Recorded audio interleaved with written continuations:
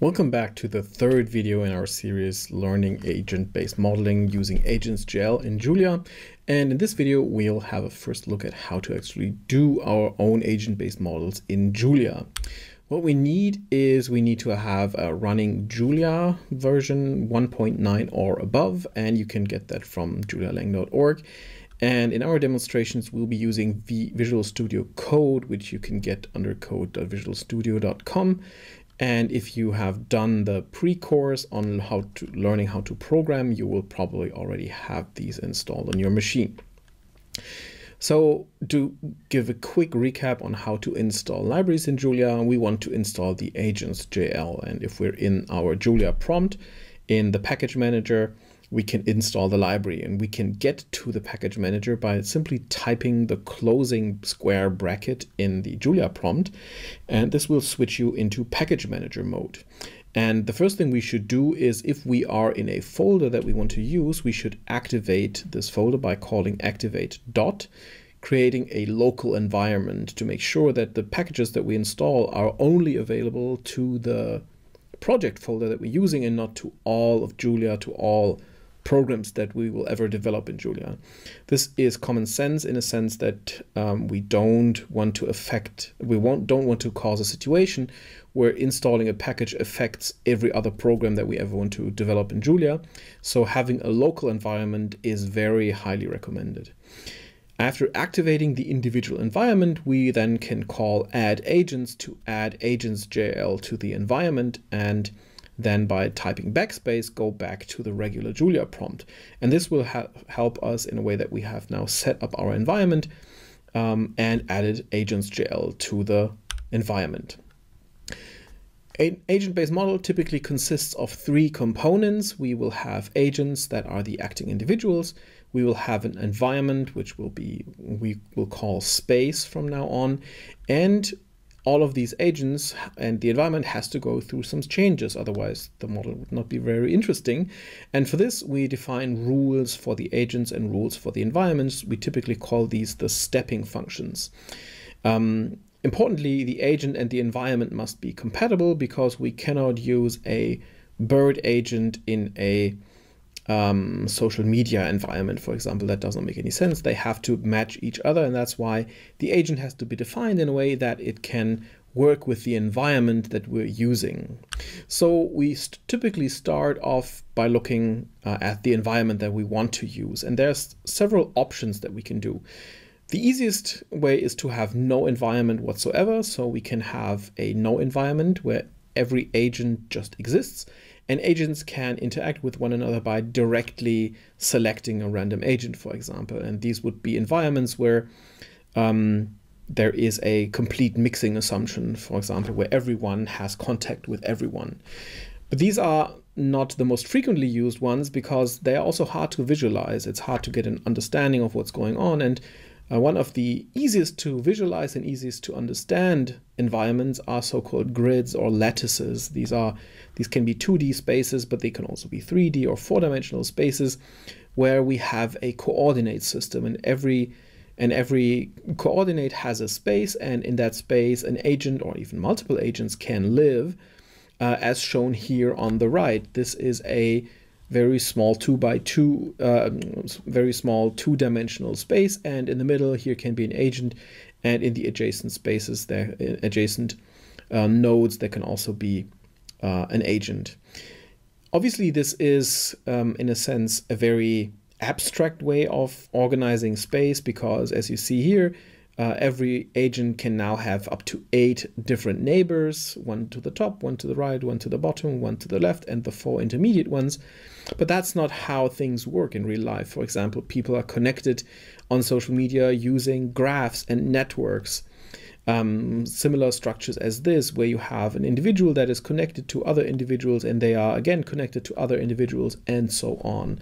And these can be very complicated and large and very hard to visualize, but these are data structures that exist, and we can also have them as our environments.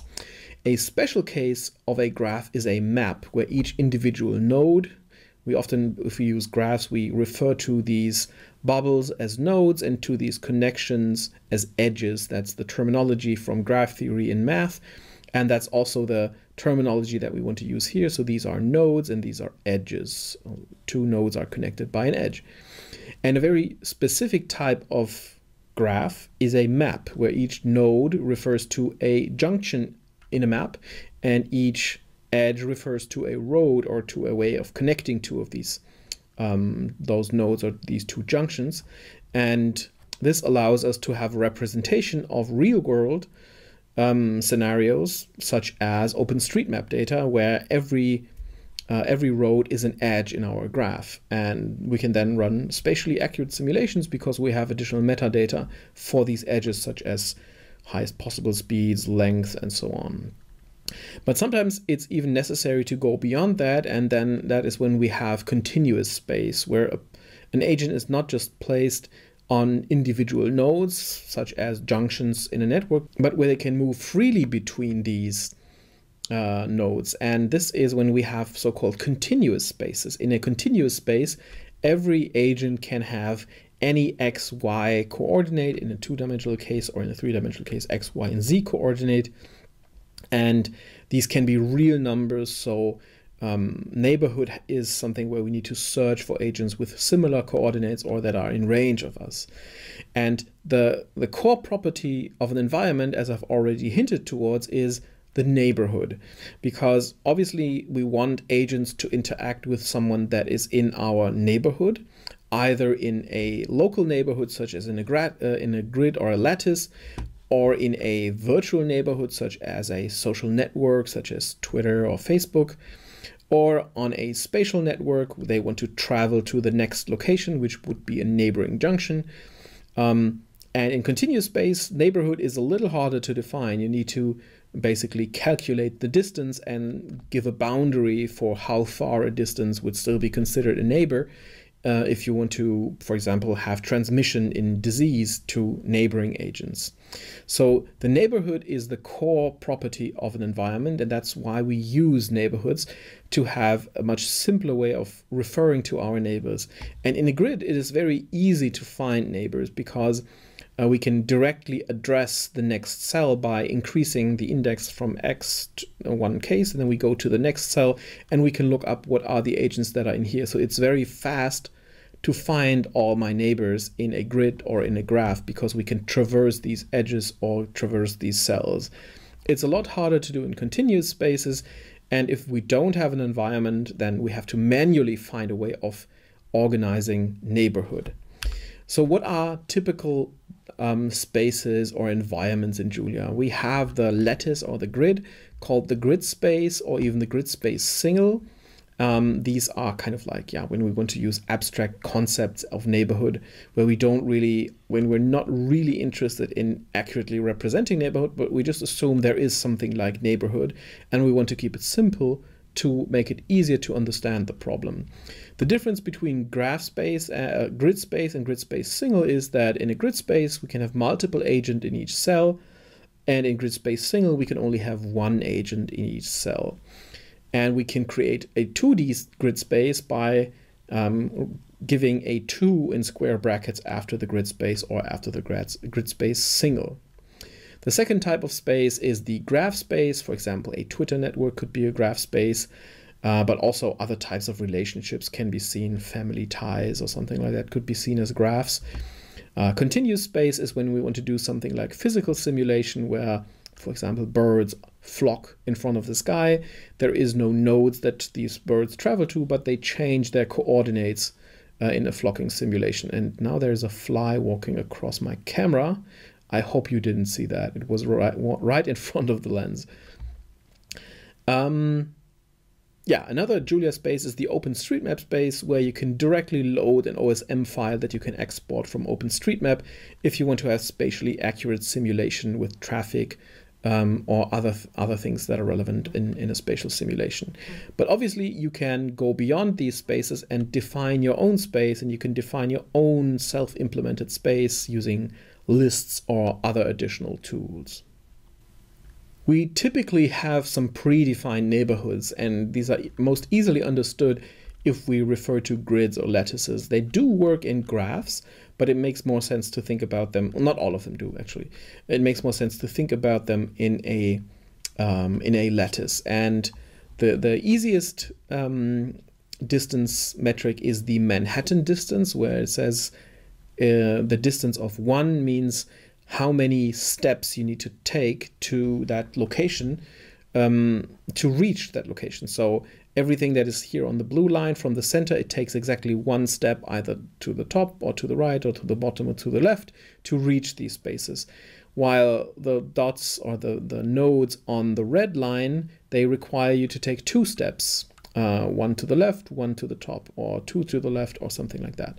So the Manhattan distance is kind of like imagining being in Manhattan, how many turns you have to take until you reach a location. And we assume that there's only a grid connection in the vertical and in the horizontal sense.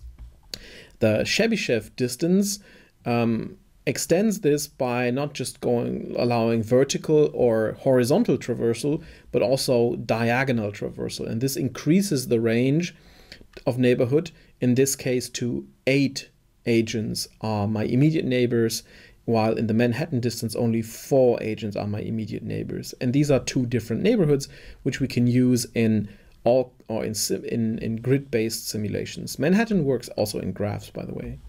The Euclidean distance is what we typically use in continuous spaces, where we accurately measure the distance to a location by using something like the Pythagorean, I don't know how to pronounce this correctly, by applying the rule of a square plus b square equals c square. And by solving this for c, we can determine the distance of two coordinates, and we can then basically calculate the distance to my individual agent and determine all the agents that are inside of this circle to find neighborhoods, to find people that are inside of this neighborhood. So how do we define agents in Julia? The easiest way to define an agent in Julia is by using the agent macro. And the reason for that is that Julia under the hood has a way of organizing data that prevents classical object-oriented inheritance.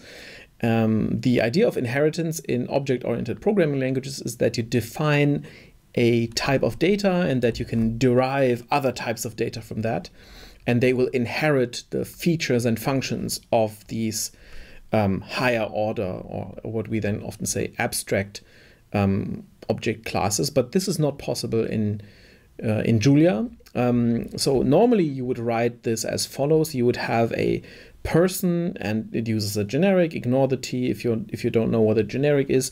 That is a data structure. That's why we have the term struct, and it is mutable, which means the person can change its position. It can move somewhere, and this person inherits from the abstract agent class. Class is probably it's more of a data type.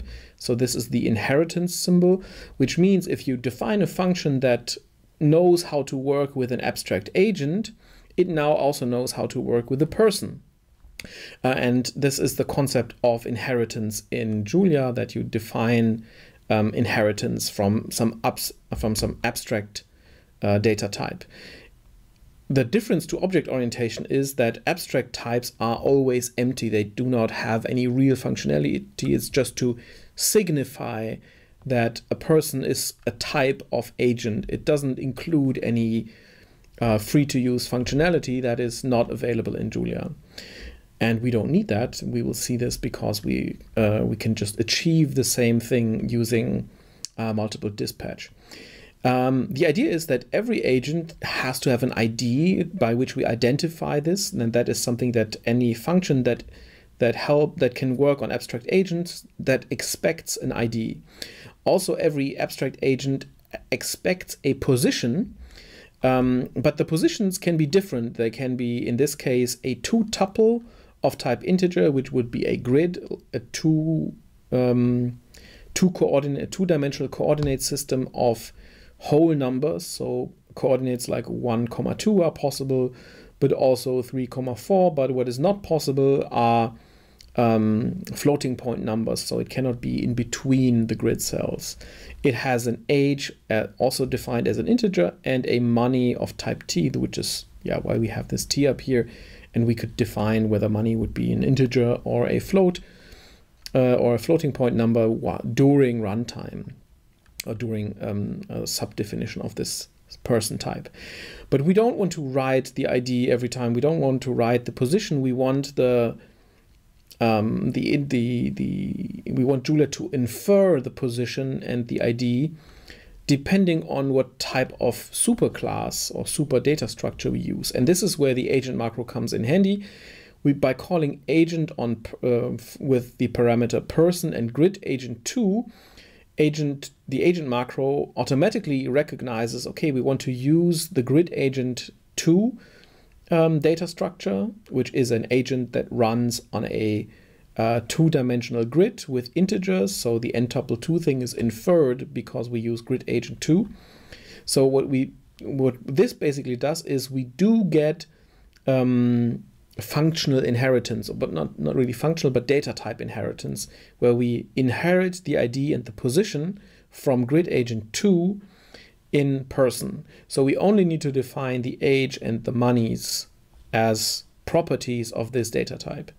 So person, if we run agent person grid agent2 begin end, what this will translate to in Julia is this mutable struct which is derived from abstract agent, and it includes the two fields ID and position, which were defined in the grid agent. So we kind of get a little bit something like inheritance on data structures using the agent macro. And this is basically how we will define our agents. We will always use the agent macro. We will never go this long route of defining a data structure derived from an abstract agent and manually defining the ID and the position, because this is a lot more readable and it ensures that we have everything that we need. We have spoken about different types of environments. We have now defined how we can define an agent. And the last thing that we now need is the changes. And this happens by using so-called stepping functions. An agent-based simulation, at least in our case, is a discrete time simulation. That means for every iteration of the model, we move time forward a discrete amount. We can define what that amount is by defining our functions as we want them, but the model has discrete ways of progressing time. And we achieve this by having two functions. One function is called agent step and one function is called model step. And model step is called once per simulation step, and agent step is called once per simulation step for every agent. So we can define the behavior of agents in the agent step function, and we can define the behavior of the environment in the model step function.